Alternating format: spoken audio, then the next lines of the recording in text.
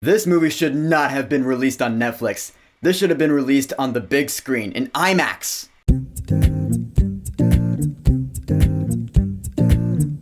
Pinocchio. So this iteration of the classic fairy tale is brought to us in stop motion animation by Guillermo del Toro. You know that name, he's a very visual director. He brought us the Hellboy movies, Pan's Labyrinth, Pacific Rim. Now he's taken on Pinocchio. And if you know the basic premise, then you know it. If you don't, here it is. The story of Pinocchio takes place in Italy. I'll place this version around the 1930s or 40s. An old toy maker named Geppetto has lost his son, so he carves this little wooden puppet which is brought to life by an ethereal spirit. So now this little wooden boy named Pinocchio is going to learn about the world, about temptations, learning right from wrong. With the help of the talking cricket, named Sebastian J. Cricket in this iteration, he's going to be his spiritual guide, his conscience. And here we go, new take on Pinocchio, brought to us by Guillermo del Toro. And I loved it. I loved this movie, man. And to be completely honest, I'm not too attached to the story of Pinocchio, like growing up. Of course, we all know the most famous iteration of Pinocchio is the classic Disney animation, which was released in 1940. And I probably watched it a few times as a kid, but not really since then, so I've really forgotten it. To be fair, last night before I watched this new one, I watched the original Disney animation for the first time in years. So now I know a couple of versions of the story. I can compare the two. I'll admit there are a couple of things that I thought the Disney animation did better. There are some things in this new version that I thought they did better. In either case, they're both awesome. The character of Pinocchio, first of all, his design is really creepy if you ask me, which I like. His nose is already pretty long to begin with. But really the big thing about Pinocchio is that since he was just brought to life, he's gonna be really curious about everything. He's gonna be like, what's that? What's that? He soaks in everything like a sponge, cause that is like how kids are. Kids, they're new to the world, so they absorb information via what they see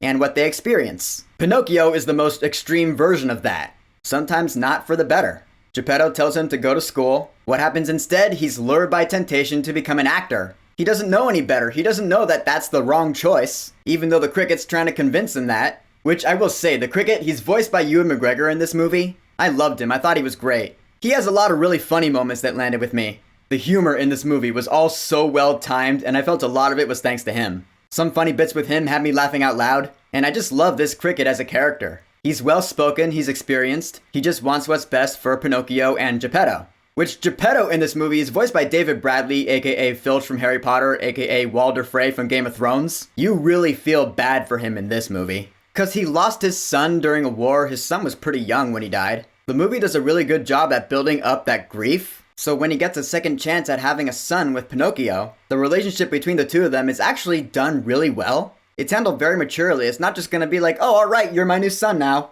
No, not at all. I mean, he's made of wood. He's a puppet. Naturally, his life might be a little different than a normal human's. So Geppetto and Pinocchio, they had to go through the motions of getting to know each other. Geppetto teaches Pinocchio a few things, Pinocchio teaches Geppetto a few things. They both learn from each other in that growing kind of way. I thought it was great.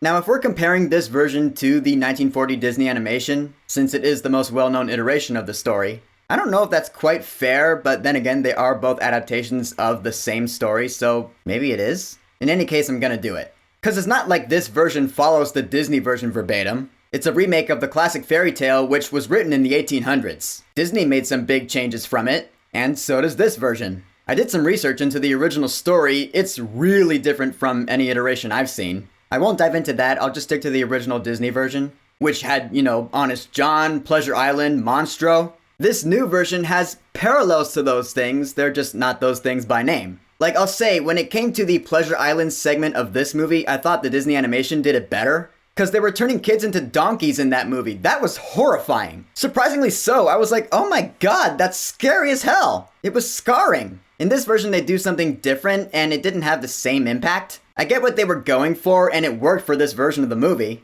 It just, for me, was not as impactful as the Disney animation with Pleasure Island with turning kids into donkeys. Now that being said, there is an element in this movie that is not in the Disney version at all. There's a point, we see this in the trailer, where Pinocchio enters this really ethereal blue room, which straight up reminded me of the Velvet Room from Persona 5. And he's talking with this spirit, which is voiced by Tilda Swinton. I was like, this is awesome. This is really cool. Yeah, the Disney version, they missed that. And it ends up being really important to the story, emotionally and lore-wise. I loved it.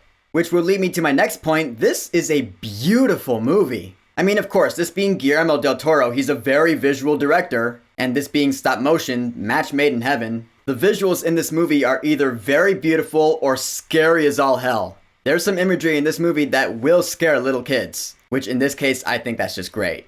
Like even the scene, without giving away too many spoilers, the scene where Geppetto first meets Pinocchio, I was like, that's scary. Props to that. The frame rate with the stop motion reminded me of a newer Leica film, but it's not Leica. This was actually made with the help of the Jim Henson workshop. All my props to them.